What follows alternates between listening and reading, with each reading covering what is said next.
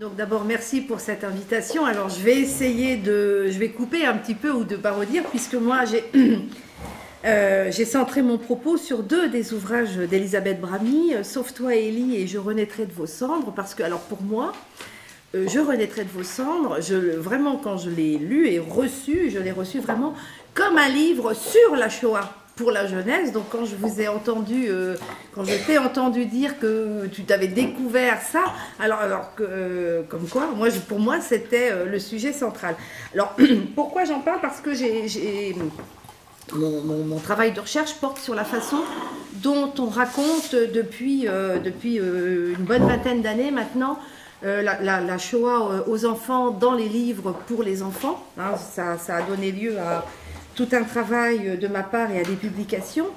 Et donc au cours de ce travail, j'ai lu, analysé un certain nombre d'ouvrages. Et je vais montrer aujourd'hui, alors j'ai retitré, j'ai changé le titre de mon intervention parce que quand on travaille, voilà, les choses changent. En fait, je vais titrer La fable et l'histoire dans ces deux ouvrages, Mémoire et transmission, et Mémoire au pluriel et transmission au singulier. Et il me semble que dans le travail d'Elisabeth Bramy, dans ces deux ouvrages sur lesquels je vais me centrer ce matin, on retrouve des traits communs à tous ces ouvrages, donc je vais en parler, mais il y a aussi une singularité, une force, une originalité du propos. Voilà. Donc, dans un premier temps, je vais vous présenter rapidement les ouvrages. Ensuite, je m'intéresserai aux traits saillants et ensuite, je montrerai pourquoi il me semble que ces deux ouvrages présentent des originalités, des particularités, et notamment le fameux « Je renaîtrai de vos cendres » qui m'a donné beaucoup de grains à moudre. Voilà. Alors, Sauve-toi Élie paraît en 2003, Je renaîtrai de vos cendres en 2012. Il y a une dizaine d'années de différence entre les deux. L'un est un album qu'on suppose, du fait des illustrations, des papiers sculptés de Bernard Jeunet, être peut-être pour les plus jeunes, quand l'autre serait pour les plus vieux, voilà. Mais il me semble aussi qu'ils illustrent parfaitement la question qui est peut-être la question centrale qui intéresse les auteurs et illustrateurs, qui est celle de la transmission, c'est-à-dire qui nous intéresse tous, non seulement que transmettre, hein, le pourquoi transmettre, il va de soi, mais c'est surtout la question du comment transmettre, et c'est là-dessus que je vais m'appuyer. Donc, Sauve-toi Élie est un album, on l'a dit, écrit à partir des papiers sculptés de Bernard Jeunet, dans lequel est présenté finalement ce qu'ont vécu un certain nombre d'enfants juifs pendant la Seconde Guerre mondiale. Élie, le héros, on raconte son changement de vie. Hein. Au départ, il mène une vie normale d'enfant, et à la fin de l'album, au cours de l'album, mais surtout à la fin, il va se retrouver seul, sans parents, ignorant de ce qu'ils sont devenus. Et ce qui est intéressant dans la narration, c'est que le schéma narratif ne peut pas aller plus loin que les péripéties, puisqu'il s'arrête sur l'arrestation des enfants cachés dont il est témoin. Et on a un enfant qui subit des transformations, mais qui n'agit pas, qui est sujet, hein, pour le sujet dont on a parlé tout à l'heure. Hein.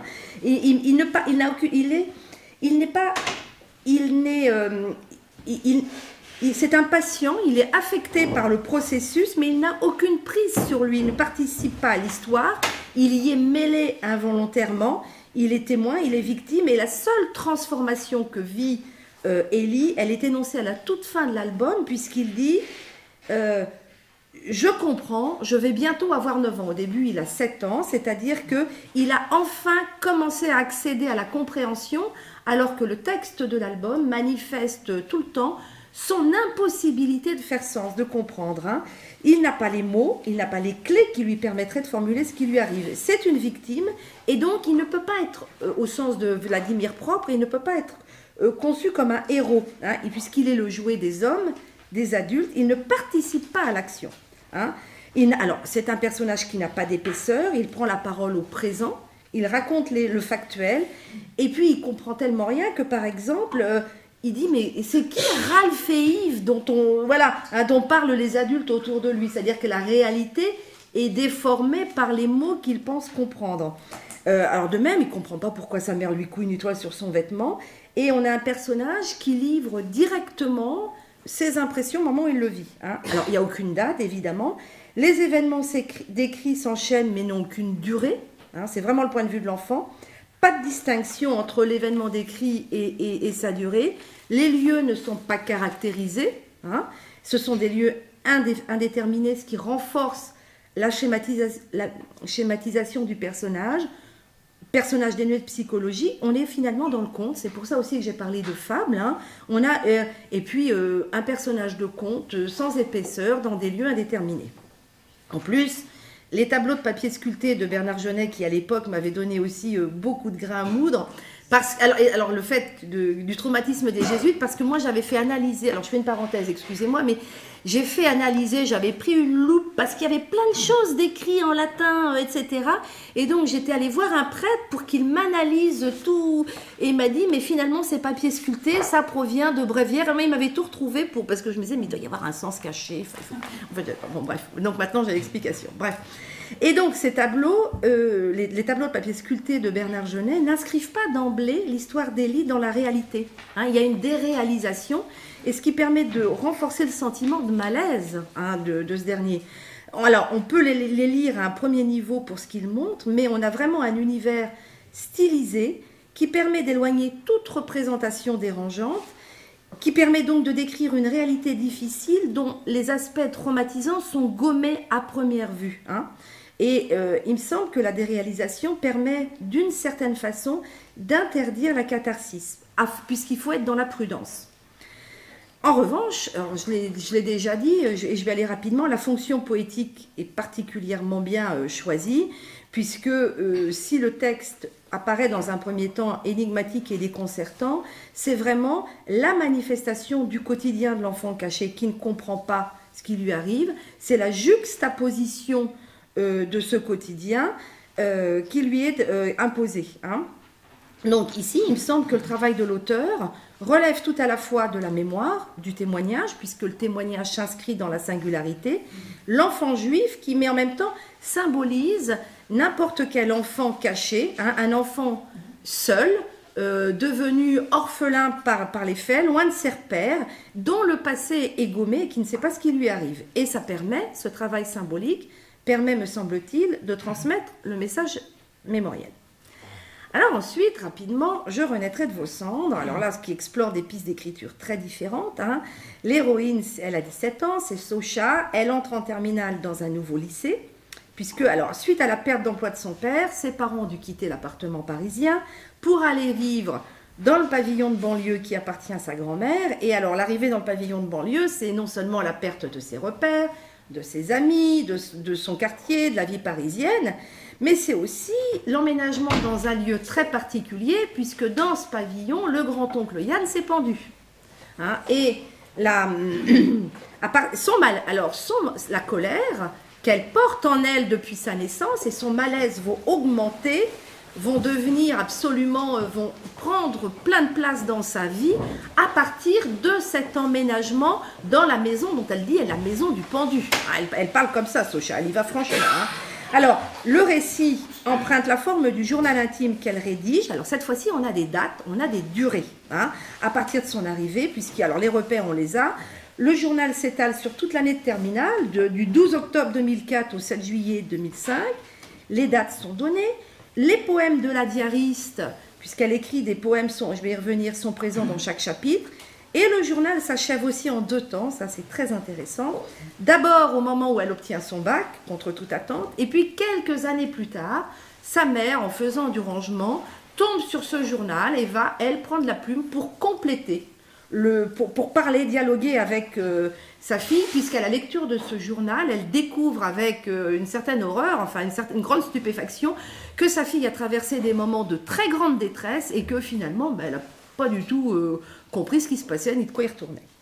Donc Socha est une narratrice qui explique d'emblée les raisons qu'il lui faut prendre la plume. Elle est en colère et elle ne comprend pas ce qui lui arrive. Elle dit « Si je décide d'écrire, c'est pour survivre. Si je décide d'écrire, c'est pour m'en sortir. » Hein, il y a vraiment une nécessité vitale. Là, c'est une question de vie ou de mort. Hein, voilà, je renaîtrai de vos cendres, je vais y revenir. Donc l'écriture du journal lui permet de mettre à distance les événements et les émotions qu'elle vit afin de comprendre, de se comprendre. Et ses poèmes qui rythment la narration lui permettent également d'exprimer le trop-plein d'émotions qui l'anime et qui la submerge. Alors, le récit commence, c'est important me semble-t-il, par celui de sa venue au monde, hein, puisque sa mère, qui est adepte de on dit tout aux enfants, ne lui épargne rien. Et elle lui a dit, bah, tu comprends, j'ai essayé de me débarrasser de toi, mais j'y suis pas arrivée. Hein, puis, comme ça, hein, direct. Hein. Et donc, elle est persuadée de ne pas avoir été désirée, d'être entrée en vie, d'être entrée dans la vie par effraction. Et c'est la recherche du sens de sa vie, de qui elle est, qui va la guider.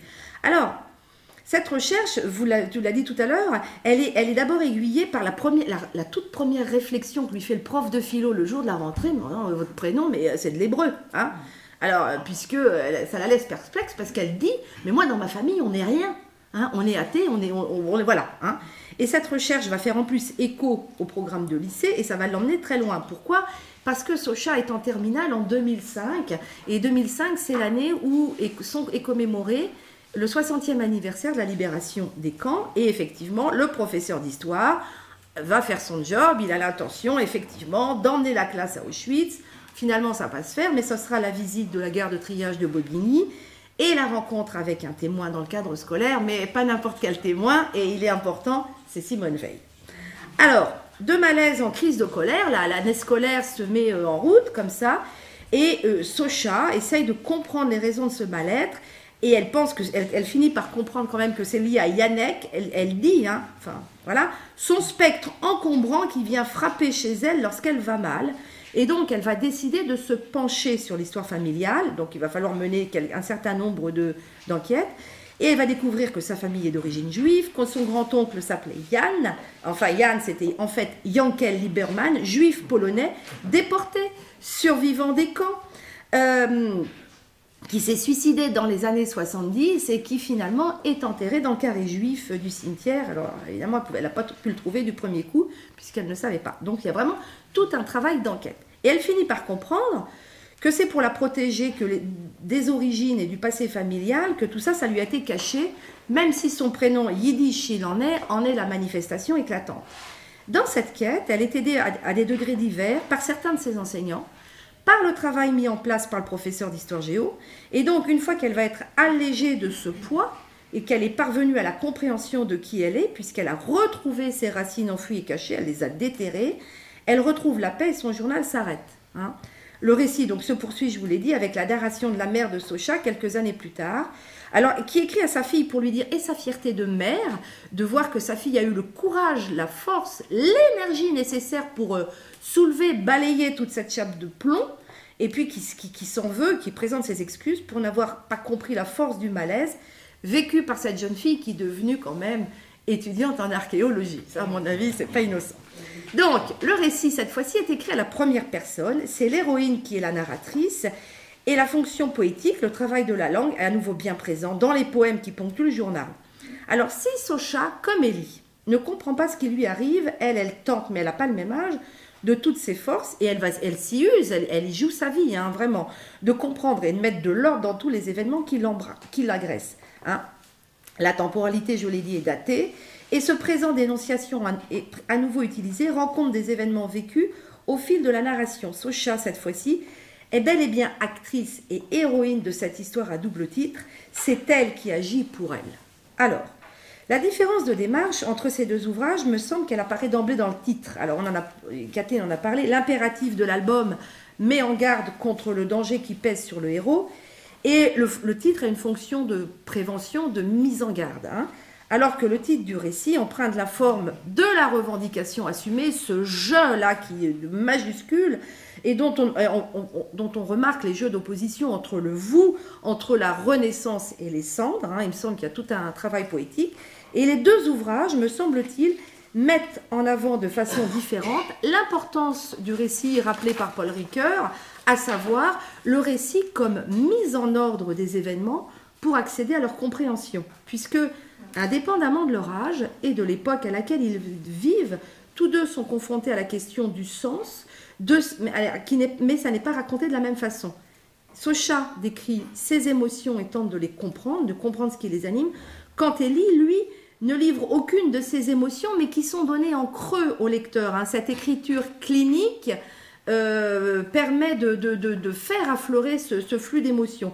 Les deux ouvrages ont en commun le recours à la forme artistique la plus complète possible, texte et illustration dans Sauve-toi Ellie, journal et poésie dans le second. Il me semble que se retrouve ici un des points de vue d'Aaron Appelfeld pour qui les arts permettent de cerner au mieux toutes les dimensions de l'événement. Alors, les traits saillants de la narration de la Shoah pour les enfants. On va en retrouver quelques-uns. Je vais essayer de ne pas trop déborder, donc je vais le faire très court. Bon, excusez-moi.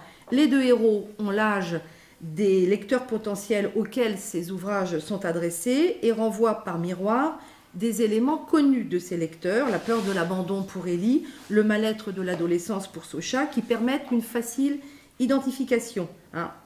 Et donc, ces éléments, alors pour Socha notamment, on retrouve ici qu'elle est dotée de tous les éléments qui lui permettent d'avoir une épaisseur, nom, prénom, âge, caractère, portrait physique, vie sociale, une vie intérieure, dont l'évocation est au service de l'illusion de personne, et ça permet d'embrayer le lecteur dans la lecture et dans ce travail d'identification. Et donc la relation étroite entre identification et émotion participe de ce processus affectif qui est la composante essentielle de la lecture. Le lecteur qui comprend et compatit à la lecture des situations vécues par les personnages ne pourra plus oublier l'événement historique et ses victimes. Donc ça, c'était le premier point. Le deuxième point, c'est ce travail d'enquête que l'on retrouve dans un certain nombre d'ouvrages pour comprendre l'histoire de cette famille qui est tue, qui est cachée, qui est oubliée, qui est perdue. Et c'est un des archétypes qu'on trouve dans beaucoup d'ouvrages de littérature pour la jeunesse. Et Socha, elle s'oppose carrément à sa famille, puisqu'ils ne veulent rien dire. Il va falloir qu'elle ruse pour découvrir ce qui lui est caché et découvrir l'implication et l'importance de ce travail d'enquête dans tous ces ouvrages qui racontent la Shoah aux enfants, c'est que ça permet aussi de montrer, et je vais y revenir pour Je renaîtrai de vos cendres, l'implication du fait historique et ses conséquences sur la famille, sur les descendants. Puisque le lecteur suit, comme dans tout travail d'enquête, les aventures du personnage, découvre en même temps que le personnage petit à petit toutes les informations, et donc ça permet aussi, comme dans un certain nombre d'ouvrages, d'aborder la question des non-dits qui empoisonnent la vie des descendants. La question du journal, de la forme du journal et de la question de la photographie. Un certain nombre d'ouvrages de littérature pour la jeunesse empruntent cette forme du journal. Alors pourquoi? Parce que c'est le jeu du narrateur, on est au plus près de l'intériorité, des émotions, et puis ça renvoie aussi au journal, au livre qui renvoie tout, c'est le journal d'Anne Frank, bien sûr. Et puis, il y a autre chose aussi, je vais revenir à la photographie après, mais on retrouve également dans Je renaîtrai de vos cendres, comment je vais dire ça, le souci de l'auteur pour ses lecteurs, puisqu'un certain nombre de références littéraires sont données, et pas des moindres. C'est Le Petit Prince, alors c'est Bachelet Singer, mais c'est aussi Le Pavillon des enfants fous, c'est Claudine à l'école, et puis on a aussi, alors ça c'est pour les références littéraires données dans le corps du texte, mais chaque chapitre s'ouvre, et parce que quand même, pas sur n'importe quelle citation, des citations de Kertész, des citations de Kérol, donc on est quand même au cœur du sujet. Donc il y a ce premier trait, et puis la photographie qui joue, je vais y revenir tout à l'heure, qui joue un rôle important. Ici, elle est présente, cette photographie, parce qu'elle n'a pas accès aux photographies. Il va falloir qu'elle se lutte. Et la photographie est un élément très important dans les ouvrages de littérature pour la jeunesse sur la Shoah, puisque généralement, c'est un élément diégétique qui fait partie de la narration, et on retrouve, alors ça je l'ai montré ailleurs, on retrouve dans un certain nombre d'albums des illustrations de photographies, ou des illustrations de photographies, ou des photographies illustrées. Alors, je l'avais montré au sujet de votre travail, Monsieur Lemoine, notamment dans La guerre de Robert, où les illustrations, on pourra peut-être en parler. Voilà. Voilà, mais parce que la photo est une preuve. Alors, je vais y revenir, l'importance de cette photo comme preuve qui permet... Des photographies assez ordinaires. Oui, tout à fait. Pas très nettes. Non. Mais quand même, il fallait qu'elle soit présente. Tout à fait. Elle dit ce que ne dit pas l'image. Tout à fait. Et donc, dans tous ces ouvrages, la photographie, elle est là présente physiquement, artistiquement ou comme élément de narration. Alors, et un témoin, moi j'ai parlé de la présence du témoin. Alors dans Sauve-toi Élie, on a un témoin qui est Élie, qui raconte l'OTAN, son histoire d'enfance. Et puis dans Socha, on a Simone Veil quand même. Hein. Et c'est le récit de la rencontre qui est fait par Socha qui transmet son témoignage. Socha, elle est là pour transmettre le témoignage du témoin. Et ça, c'est aussi un des traits de la littérature pour la jeunesse sur la Shoah. Dans les deux cas, le témoignage est complètement assumé par le narrateur qui va revendiquer et assumer son statut de témoin. Hein, pour Nathalie Heinig, le témoignage est fragilisé par la subjectivité et la partialité du témoin qui ne repose uniquement sur l'authenticité dans l'autobiographie. Et moi, il me semble qu'on peut parler dans ces ouvrages-là de pacte testimonial pour rendre compte de la tension entre les deux dimensions des témoignages qui sont donnés aux enfants, entre l'objectivité et l'empathie, car il s'agit de montrer que le témoignage est en même temps au service de l'histoire, tout en étant lié à la référence constituée par le témoin. Hein. Et dans ce dispositif textuel, au sens de Philippe Lejeune, finalement le témoin est présent sous la forme d'un personnage ou dans le paratexte, permet de garantir la véracité des faits, tout en étant mis à distance par le narrateur, quel que soit son statut. Hein, et ça permet de rendre compte de la spécificité de cet ouvrage, c'est-à-dire unir fermement les 4 dimensions essentielles qui sont, me semble-t-il, le narrateur, le récit de vie, le témoignage et la transmission de l'expérience. Voilà. Hein, la transmission aussi de l'expérience dans l'événement, tout en y associant le lecteur, puisque son omniprésence implicite, hein, participe au contour de ce type de littérature et le relie quand même à une perspective éducative, puisque selon François Rastier, quand on parle de la Shoah, on est forcément dans une perspective d'éducation. Alors, en quoi le travail d'Elisabeth Bramy se trouve-t-il original? C'est le 3e moment de mon propos. Alors, la transmission qui est mise en scène dans ces ouvrages, grâce aux différents personnages, permet au lecteur d'observer et d'essayer de comprendre l'histoire. Alors d'abord, il y a la transmission de l'expérience. Il me semble qu'ici, on retrouve un trait important, c'est que la narration de l'événement, elle a partie liée avec la définition que donne Walter Benjamin du narrateur, dont le rôle, c'est l'objet de la narration, pour lui, c'est l'expérience humaine. C'est-à-dire que le rôle du narrateur est de transmettre une expérience. Parce que, concernant la Shoah, les faits racontés doivent être prouvés, en dépit de l'absence de preuves qui ont souvent été détruites. Hein. Et donc, ce témoin dont je parlais, c'est lui dont l'existence et le discours permettent d'attester les faits vérités. D'accord ? Cependant, donc ce témoignage, Charlotte Lacoste le définit comme le récit véridique d'un survivant en prose à la première personne, est fait par un survivant pour instruire les générations futures.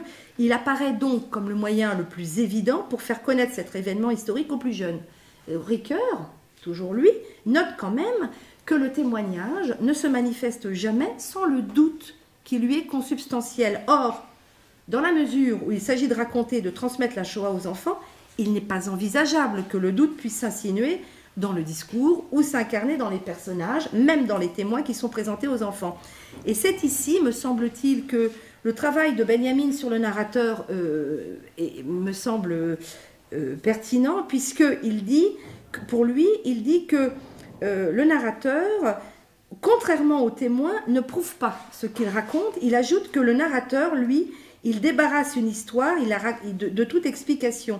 Et si le témoignage doit produire des preuves, le narrateur, lui, transmet l'expérience. Et c'est bien le but que l'on retrouve ici. Hein. Et cet ouvrage a aussi à voir avec le récit de filiation, puisqu'il s'agit non seulement de raconter l'événement, mais de restaurer la vie et la dignité de tous ceux qui sont morts. Et le récit de l'enquête est bien présent. Il faut que j'avance. Bon, alors je vais couper. Donc, il y aurait tout un développement à faire sur l'importance de la photographie et des liens qu'elle a avec la narration, puisque Benjamin montre que lorsque la photographie se développe, la narration va mourir petit à petit, on va perdre ce travail sur la narration. Et il le regrette parce qu'il dit ce que la photographie, elle fige, alors que la narration transmet une expérience. Alors, voilà. Ici, habituellement, dans tous les livres que sur lesquels j'ai pu travailler, j'en ai analysé presque 200, la narration, la transmission se fait de façon intrafamiliale. Et il me semble ici que dans le récit « Je renaîtrai de vos cendres », il est remarquable puisque la transmission se fait à 2 niveaux. Un niveau de l'enquête familiale et du témoin extérieur. Et ce double témoignage est accompagné, c'est la première et c'est la seule fois pour le moment que j'ai vu ça en jeunesse, par le refus de l'héroïne de manifester un quelconque intérêt aux événements de la Seconde Guerre mondiale, aux Juifs, à la Shoah. Et elle l'exprime de façon absolument véhémente et à plusieurs reprises. Moi, j'étais, la première fois que j'ai lu ça, j'étais scotchée. Je me suis dit, mais je vais en faire quoi de ce livre-là? Comment c'est possible, quoi? C'était compliqué pour moi. Elle tient un discours, mais qui pourrait être taxé d'antisémite. C'est tellement virulent. Hein. Il me semble qu'il exprime en fait le ras-le-bol qu'ont certains élèves dans le programme de l'éducation nationale française. On enseigne la Shoah en CM2. On l'enseigne en 3e et on l'enseigne en terminale. Et il me semble que la réaction de Shoah, pardon, lapsus, Shoah, voilà, moi aussi je l'ai fait. Voilà. La réaction de Shoah, c'est quelque chose qu'un certain nombre d'enseignants de terminale doivent vivre et auquel ils doivent faire face de façon très compliquée. J'aimerais pas être à leur place, c'est-à-dire que ils ont compris, ils en ont ras-le-bol d'entendre à 3 reprises, mais de l'entendre de l'extérieur, sans comprendre que c'est important, qu'il faut s'en souvenir et qu'il faut rendre hommage aux victimes, mais ils n'ont pas compris les enjeux de cette transmission. Et ici, le discours tenu par Socha montre effectivement qu'elle n'a retenu que l'obligation imposée à chaque écolier, collégien, lycéen français, sans comprendre l'événement, parce que tu ne l'as pas dit, mais il y a aussi l'épisode en primaire de la commémoration de Jacob, par exemple. Alors, ce qui rythme, hein, et l'auteur met ici en scène, ce que tu mets en scène ici, c'est une transmission vide de sens, et ce qui permet d'en souligner les effets pervers. Socha, elle est en colère, elle ne comprend pas les raisons de sa colère, et quand le professeur d'histoire annonce qu'il va falloir aller à Auschwitz, mais elle explose. Alors, je ne vous lis pas tout, mais je vous lis quand même, voilà. Moi, les Juifs, je ne connais pas. J'y suis pour rien si on les a massacrés. Et il n'y a pas eu de nazis chez moi. J'ai rien ni pour eux ni contre eux. Juste marre d'entendre parler sans arrêt de leurs problèmes de victimes. Et un peu plus loin, ça fait un bout de temps que la Shoah, etc., me sortent par les trous de nez et les yeux. Ras-le-bol. Donc c'est... Hein, voilà. Et le discours de Socha change dès qu'elle peut relier son histoire familiale. Elle a compris donc que sa famille maternelle est juive et qu'on lui a tué son histoire, avec les enseignements du cours d'histoire qui se fait en 2 temps, la visite de la gare de triage de Bobigny et la rencontre avec Simone Veil. Parce que là, c'est quand même pas n'importe quel témoin, et je vais arrêter là-dessus. Hein. On a donc une héroïne qui devient narrateur et donc témoin du témoignage de Simone Veil, qui inscrit ainsi l'héroïne dans ce qu'on appelle l'histoire-héritage. Et là, on est bien dans l'héritage. Hein.